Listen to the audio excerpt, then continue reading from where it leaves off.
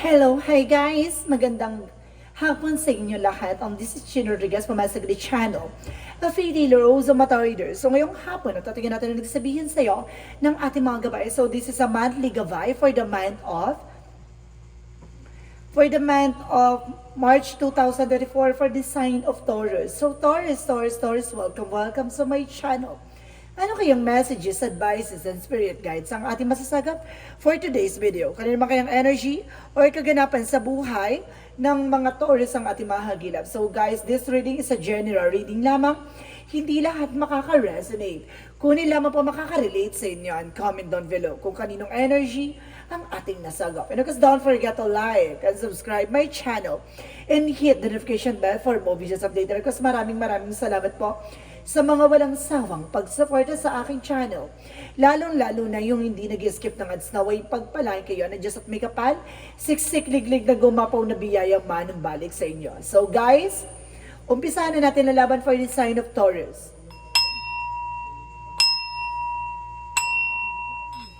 Angel Spirit Messages give me an information. So ano kayong gusto sabihin sa iyo ng ating mga baraha? So there's a Knight of Wands, slow and steady, no? Kumbaga parang sinasabi dito na kailangan mong kumalma, no? Parang sa dami-dami ng napagdaanan mo, no? Hindi mo kailangan gamitin ang init ng ulo mo para makuha mo yung mga bagay na gusto mo, no? Kailangan mong maging mahinahon, maging mautak, no? Maging matalino sa mga bagay-bagay. So there's a Two of Pentacles. Keep yourself balanced, no? Maging balance ka, emotional, practical, spiritual, no? So, kailangan balance ka. Because there's an information with the King of Pentacles by security.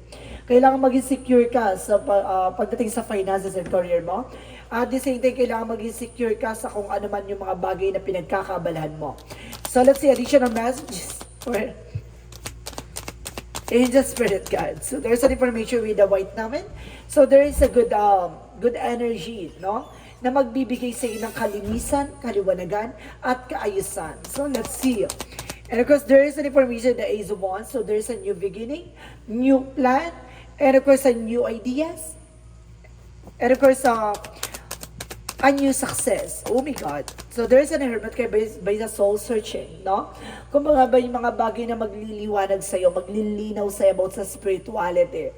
So, bibigyan ka ng something, an informations, sa magbibigay sa'yo ng, kumbaga, idea, no? About sa spiritual na yung mga bagay na kailangan mong gawin para magkaroon ka ng balance and control. So, let's see what is the Knight of Wands. So there is the Four of Pentacles. So there is the protect your power, protect your energy, saving money. No, huwag ka magiging padalos-dalos sa paggastos, huwag ka maging padalos-dalos sa mga gusto mong makuha. Kasi kumbaga may mga bagay dyan na pag mabilis mo nakuha, mabilis din mawawala. So there's an information na kailangan mong pag-isipan.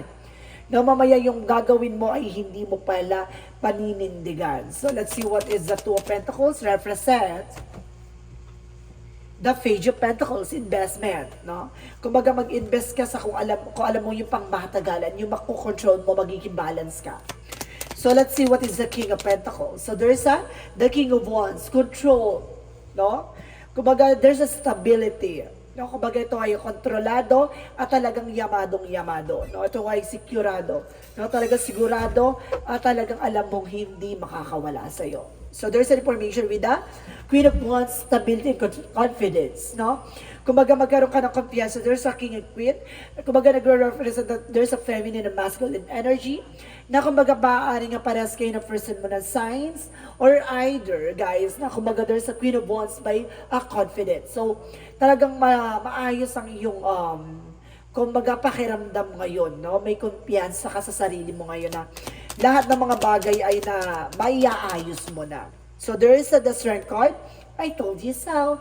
Confidence. So there's an information na kumbaga ito na, no? Kumbaga the more kang kumbaga kumpiyansa sa sarili mo, the more consistent yun ang nangyayari sa buhay mo. Consistent the way na parang kumbaga balanse, kontrolado, maayos. Kumbaga there's an information na magtutuloy-tuloy na. no? Sa madaling salita. So let's see what is the Hermit card with the Death card. So there's an ending and a new beginning, no? May mga bagay na matatapos na about sa spirituality. Matatapos na ang kamalasan. Matatapos na ang unos about sa spiritual, no? Kumbaga matatapos na ang karma, no? So let's see what is the Knight of Wands and the Four of Pentacles represent the excuse me, the Four of Cups. So there's a re-evaluate or analyze, no? May mga bagay dito na kailangan mo pag-isipan, no, bago mo pagdesisyonan, na kailangan ka marunong mag-observe at marunong makiramdam, no? So let's see what is additional messages for a Two of Pentacles. So there is an information with the Page of Pentacles, Temperance, a perfect timing. So there's is the opportunity, kumbaga there's an investment. So guys, kumbaga may mga bagay na ipagkakalob sa iyo kung talagang kung para sa iyo, no? Magician, there is a Temperance for manifestations, the Temperance for a perfect timing. So let's see what is the King of Pentacles and the King of Wands. Represent the Star card, healing and happiness. So at the end of the time, kung maganda itong goal mo ay maaaring makamit mo, no? Star is a wish fulfillment. At the same time, there is a white naman, and of course, there is the Queen of Wands, so there is the Full card. Trust the process, no? Magtiwala ka. Kumbaga, nililinis ka ng ating Panginoon, no? Nilalagay ka sa dapat mong kalagyan. So there's an Ace of Wands, and of course, the Strength card represent the Queen of Swords, a bigger picture of yourself, no? Kumbaga, matatanong mo na yung sarili mo na ang layo-layo mo na sa dati mong kinalagyan, no? Or sa dati mong pinagmulan. So let's see what is the Hermit card. The Death card represent the Seven of Pentacles. At the end of the time, magkakaroon ka ng harvest time. Tinapos na about sa spirituality. So this is the moment na magiging masaya ka, magiging maligaya ka. So talagang, kumbaga, ito na ang hudyat ng malaking pagbabago sa buhay mo. So let's see what is the outcome. Ang pinaka-outcome for you is the Knight of Swords. So there is an information na mabibilis na ang takbo ng eksena. Makinig ka lang sa iyong intuition at ang iyong gut feeling. And there's a Two of Swords by decision, no? Kumbaga may pagdidesisyonan ka dito na kumbaga kailangan mo makinig sa iyong gabay. At the same time, there is a Five of Wands. Kumbaga maraming competitor, maraming ka man taong kumbaga na-disappoint ka man or something, dinidistract ka sa mga bagay-bagay para mahirapan kang magdesisyon. There's an Ace of Cups. So there's an information that there's a love appears. So pagdating sa love life, talagang kumbaga mamumukad ka na mamumukhani, no, ang pagmamahal. So let's see what is magical okay, let's see. Wait, sorry. Let's see what is the messages for career. Sa career mo, there's an information with the Two of Cups, partnership, and the Hierophant. So there's an information, a lesson learned. Na matuto ka na about sa iyong finances and career, about sa resource of income mo, kumbaga may partnership, kailangan mong kumbaga makipagtulungan sa partner mo. Kailangan mo makisama sa partner mo. Kailangan mong tulungan at kumbaga makipagtulungan sa iyong asawa at or partner, no? There's a Hierophant for a religious factor. No, there's an information na talagang pinagsama kayo dahil kumbaga inano kayo, no, pinagbuklod kayo sa isang chapter that because of spiritual connections. So there's an Eight of Wands for love life. So there's an Eight of Wands for a travel. So this is the moment kumbaga maraming transactions, maraming trouble na magaganap sa inyong relasyon. And there's the Hangman. Babaguhin ang iyong perspective at pananaw. And kasi nasabi sa inyo, there's a Hangman for something delays. Makakaranas ka ng mga something udlot or kanselasyon or something postponed. Pero there's an information na maaaring matutuloy-tuloy pa rin. Now, additional messages from your health. Sa health mo, there's a Six of Pentacles. So there's a balance. Balance naman daw sa health mo, the Chariot card is an actions. So there's a movement and there's a Ten of Pentacles for long-term success and long-term investment. So mawawala na yung stress nyo pagdating sa finances and love life and career. And of course sa health, kumbaga balance na kayong dalawa. No, balance ka na at maaari magdala sa ito na something kumbaga good health, no? So let's see what is Archangel Raphael messages. Archangel Raphael messages for you is give your care. So give us your care. So parang kumbaga, tinuturo sa'yo, no, yung mga bagay-bagay na dapat mong malaman na kailangan mong alisin yung takot at pangamba mo. Inilalagay ka sa dapat mong kalagay, there's a relationship involved. No, see? Kumbaga talagang pinagbuklod kayo ng, kumbaga, ng mga pagsubok. Lahat ng mga bagay na naranasan nyo from the past ay talagang pinatibay ang inyong relasyon. So let's see what is the Monsology. Monsology represent confidence is your key to success. So see, kumpiyansa ang magdadala sa ito sa tagumpay. And bring love in this situation. Mahalin mo ang sitwasyon na kinagagalawan mo. At the same time, there's an information with you are good enough. No? Sapat ka na daw. No? Kumbaga, wala kang labis, wala kang kulang. Kailangan mo lang magpatuloy at kailangan mo lang kontrol lang iyong emosyon, maging balanse. What is the magical fair messages for whom do you need to forgive? No? Ano yung mga bagay na kailangan mong ipagpatawad or pakawalan? No? Kumbaga kailangan mong, at the same time, kailangan mo alisin yung takot at pangamba mo at yung galit mo. Kasi may mga bagay dito na makikita mo ang katuparan sa mga pangarap mo. So let's see what is the Yin and Yang Oracle card. So there's an information by forming solid foundation. So, maaaring, kumbaga, pinatatitibay ang inyong pagsasama, ang inyong relasyon. Now, and there's an information with the fire sign, with the Leo, Aries, Sagittarius. So, may kinalaman ng Leo, Aries, Sagittarius sa'yo. At the same time, there's a celebration and gift. No? Maaaring may regalo sa'yo ang universe. Now, at the same time, there's a reflections. No? Kumbaga, may mga bagay na nagsilbing lamat sa eksena mo. Maaaring susubukan ulit buuin ng eksena na to. So, let's see what is the chakra messages. For the chakra, there's a miracle. May himala. Huwag ka mag-alala.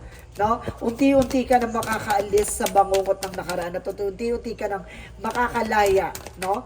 Sa nangyari sa'yo sa kasalukuyan. There's an enlightenment. So see, kumbaga sinasabi dito, bibigyang kalinawan at kaliwanagan yung mga bagay na nangyayari sa'yo. No? At there's a renewal. No? Magkakaroon ka ng bagong simula, pagbabago sa buhay at sinasabi sa'yo dito, kumbaga mamumukani or mamumukadkad ka ulit bilang isang tao. So let's see. Additional messages to there's a career change, no? Babaguhin ang career mo dito. No? Kumbaga hindi mo akalain sa isang iglap, binago ka ng tadhana at binago ka ng Panginoon. There's a flower. So see, I told you so. Mamumukadkad ka na parang bulaklak. Kumbaga this is your season. No? Talagang ito yung season na maaring mamumulaklak lahat ng bagay sa'yo. And there's an information with the leadership. No? Take charge of the situation. Kaya mong pamunuan na. So let's see what is the romance angels. Pagdating sa love life, there's a very soon. So clearly decide, kumbaga magiging masaya ka na ngayon. No? And there's an attraction. So magiging malakas ang something radar mo or something charisma mo or sex appeal mo. So let's see what is the angel's answer. So there's a don't stop. No, wag kang hihinto. Tuloy-tuloy lang.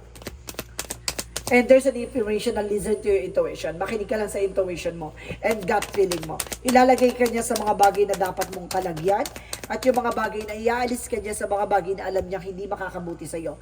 And there's a look for a sign. May sinyales ang ating Panginoon. No, may babala at something na magdadala sa'yo ng bigla ang pagbabago. So let's see additional messages for angel spirit. So there's a portal. So there's a doors are opening. No, magaganap na. No, ito na yung sinasabing magaganap na at napagdesisyonan na. And there's an information with the weight of the world, boundaries at let it go. No? Kumbaga, magsiset ka na ng boundaries, i-clear mo na yung boundaries sa eksena mo, at the same time, ibibitawan na yung mga bagay na hindi pa para sa'yo. At lalo-lalo na iaalis ni God yung mga bagay na hindi na makakabuti sa'yo. So let's see what is Archangel Michael. Your home is protected by angels. No? Yung iyong tahanan ay protektado ng ating mga gabay. And write about your thought and feeling. Tama yung pakiramdam mo, tama yung iniisip mo. At the same time, guarded and protected. No? Protektado ka at ginagabayan ka. Or either kailangan mo ng gabay at kailangan mo ng proteksyon. So let's see additional messages for angel spirit.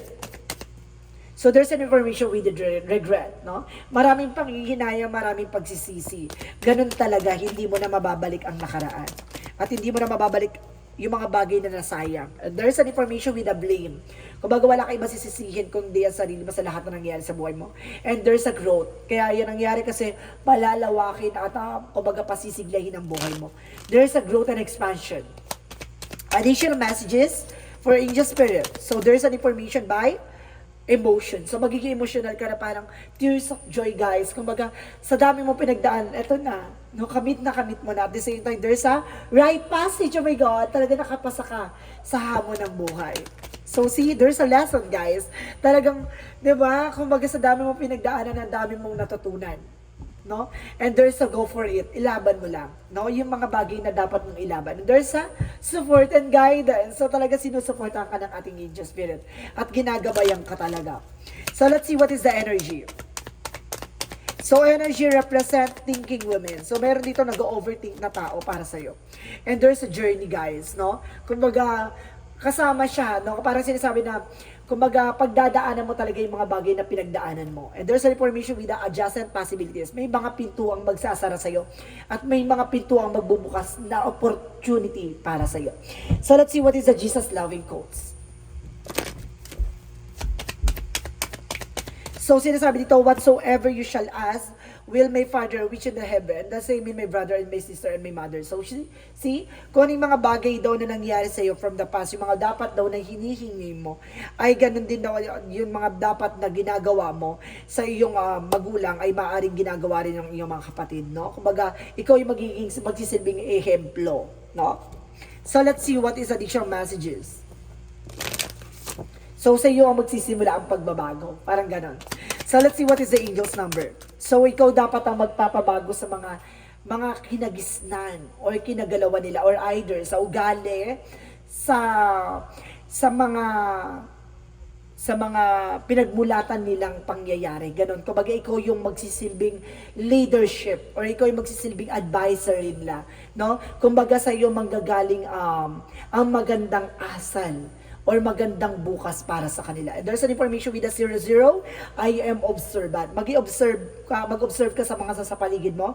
Angels ask for your attentions, open your eyes, listen and think about everything that is happening. Trust your intuition and follow their guidance. Without any delays, focus inwards through meditation and prayer. So see, kumbaga gawin mong sentro ang ating Panginoon. No? Gawin mong gabay, no? Hindi man nakikita ng mata mo, hindi man naririnig ng tenga mo, pero hindi nararamdaman ng iyong pakiramdam. Kumbaga, gamitin mo ang puso mo para makita mo ang kahulugan ng pagmamahal. So let's see what is the messages of life. Ang sabi, so let's see, guys. Messages of life represent unity. So dito papasok yung pagkakaisa, no? Today I bring my attention into the present moment where I become one with my inner light. As I make these conscious connections, I find myself centered in my heart. I find myself in the center of my heart to begin to glow with my own divinity. Union with the inner light provides me with a wise stable based on which I can now live every day of my life. So see, ikaw nga yung magsisilbing pinuno o ikaw yung mamumuno sa pagbabagong magaganap sa buhay mo. Kaya, matuto ka at dapat alam mo kung ano yung magiging grounds mo. No? Sa iyo magbumula ang pagbabago pati sa pamilya mo. So guys, this is a monthly gabay for the month of March 2024 for the sign of Taurus. So Taurus, maraming salamat po for this wonderful reading. So this reading is a general reading lamang, hindi lahat makaka-resonate. Kung lamang mo makaka-relate sa inyo, and comment down below kung kaninong energy ang ating nasagap. Maraming salamat, guys, and see you in the next video. Bye-bye and babush!